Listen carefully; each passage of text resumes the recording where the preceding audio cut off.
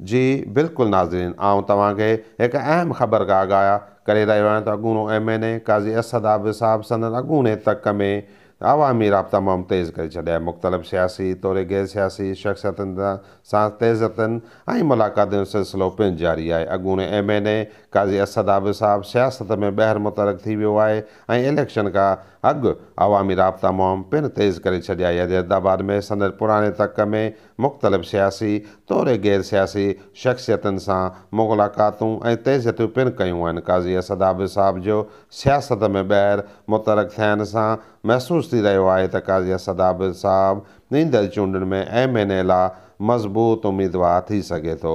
जी नाज़रीन, आउं तव्हांखे हैदराबाद मां हिकु अहम ख़बर खां आगाह करे रहियो आहियां त अॻूणो MNA काज़ी असद आबिद साहब सियासत में ॿाहिरि मुतरक़ थी वियो आहे ऐं ईंदड़ इलेक्शन खां अॻु अवामी राब्ता मुहिम पिणु तेज़ करे छॾी आहे। हैदराबाद में संदन पुराणे तक में मुख़्तलिफ़ सियासी तौर गैर सियासी शख़्सियतुनि सां मुलाक़ातूं ऐं तेज़ियतूं पिणु कयूं आहिनि। काज़ी असद आबिद साहब जो सियासत में ॿाहिरि मुतरक़ थियण सां महसूस थी रहियो आहे त काज़ी असद आबिद साहब ईंदड़ चूंडुनि में MNA लाइ हिकु मज़बूत उम्मीदवार थी सघे थो।